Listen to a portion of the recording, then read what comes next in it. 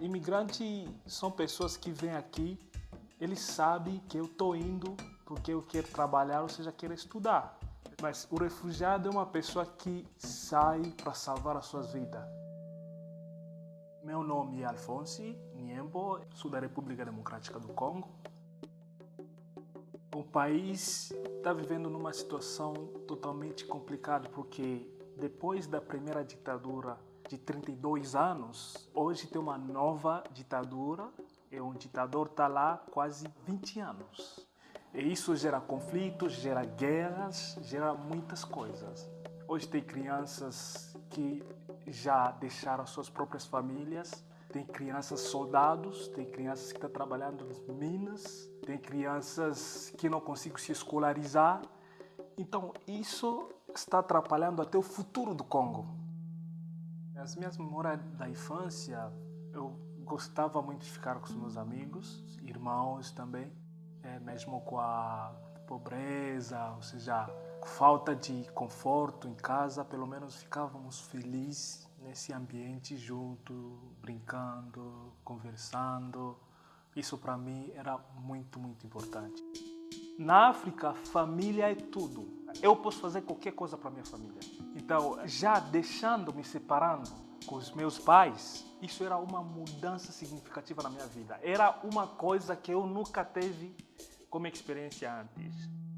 O meu pai, ele é funcionário público e acontece que tem meses que eles não recebem nada do governo. Então, além de insegurança financeira, tem também essa insegurança política. Alguma coisa pode acontecer com eles. Todos os dias, quando eu acordo, eu consigo receber uma mensagem deles e já eu fico muito feliz. Porque eu sei, pelo menos, eles estão vivos, eles estão bem.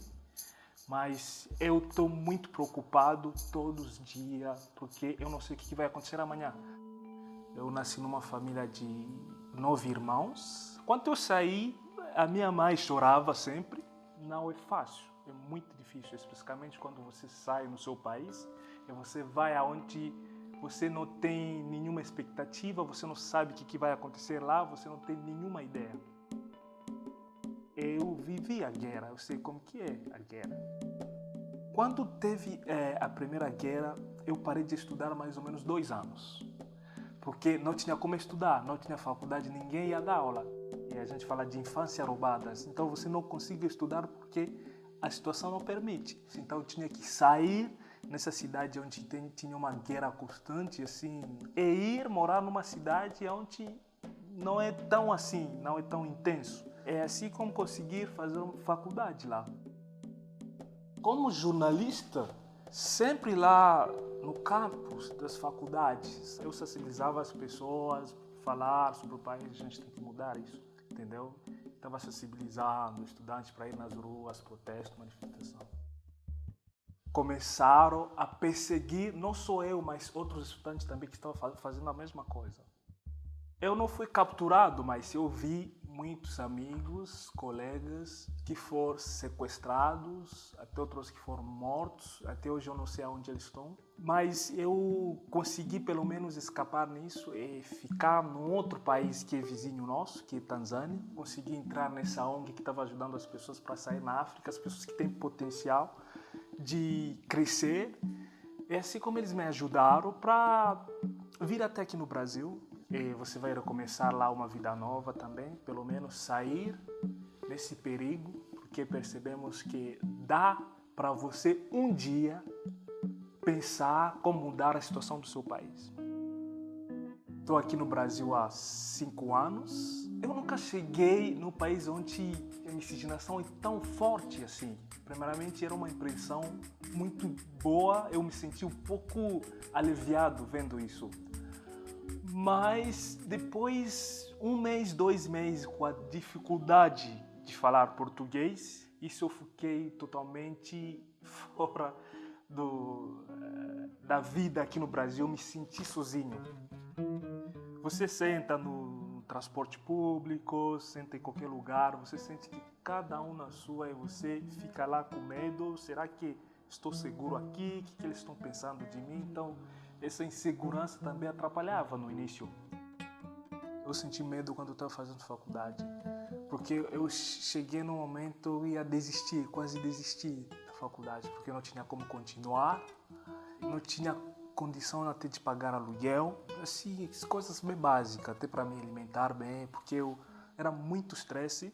Eu tinha medo também de ver que teve muitas pessoas também morando na rua, também isso me deu medo, porque na cidade onde eu morava, no meu país, as pessoas que ficavam mais na rua eram moleques, assim, pessoas de 18 anos, 17 anos, mas aqui quando eu via as pessoas velhas, pessoas de idade também, assim, nessa condição da rua, eu fiquei também com medo disso acontecer comigo. O medo é documentação, porque quando você está usando aquele protocolo ainda, aquele papel, você não tem nada para fazer, porque você está esperando pelo menos se eu conseguir um documento, talvez eu vou conseguir um emprego bom, vou conseguir fazer uma faculdade. Quando você apresenta o seu protocolo, algumas empresas, algumas instituições, eles não reconhecem. Você fala, o que é isso? A gente não sabe o que é. Começando a faculdade com aquele protocolo, toda semana me chamava, tem que atualizar o seu documento porque a gente não está reconhecendo o seu documento. Até para abrir conta no banco, alguns bancos não aceitam o protocolo. Eu percebi que ninguém vai me ajudar. Sabe, quando você está ainda no seu país, sabe, pelo menos eu posso ir conversar com um tio, uma pessoa aí vai me emprestar uma coisa se eu estou precisando. Mas com o tempo eu comecei a encontrar algumas pessoas que gostavam muito das minhas histórias, falando das coisas lá da África. Então, essas pessoas pelo menos começaram a me ajudar com livros. Ok, esse livro vai te ajudar se você conseguir estudar a história, a política do Brasil. Isso vai ser muito importante para você conseguir passar no vestibular. Sendo jornalista, eu percebi que não tinha caminho para mim nisso. As mídias aqui não têm estrangeiros, então eu tinha que fazer algo totalmente diferente que pode me ajudar, facilitar a entrar no mercado de trabalho. É como lá o sistema educacional nosso, do meu país, totalmente diferente daqui, eu estudei o meu ensino médio focando de ser um científico, um engenheiro. Como eu era bom em matemática, física, eu percebi que tem algo que pode me ajudar. Isso vai ser mais prático de entrar numa área de eletrônica, ou seja, mecânica, onde eu vou só lidar com números.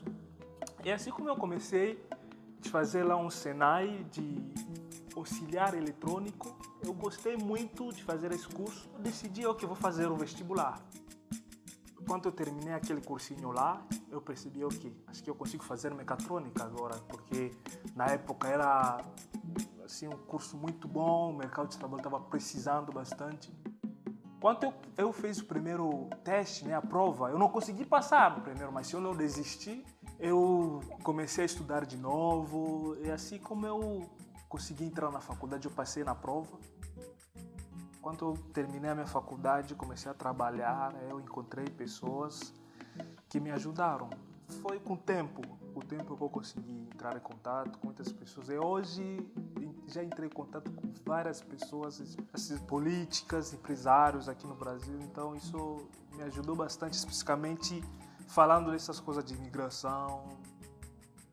Por exemplo, onde estou trabalhando, nossa equipe lá de mais ou menos 10 pessoas, eu tenho hoje uma conexão muito forte com colegas hoje. Tem brincadeiras, às vezes fica no ponto que eu esqueço que eu não sou brasileiro, é como se fosse, já estou aqui faz muito tempo, ou seja, como se fosse eu nasci aqui. Eu me sinto parte da cultura brasileira, né? Entendeu? Falando isso já me dá uma certa identidade, porque quando você fala uma língua que não é sua, já é uma identidade que você consegue.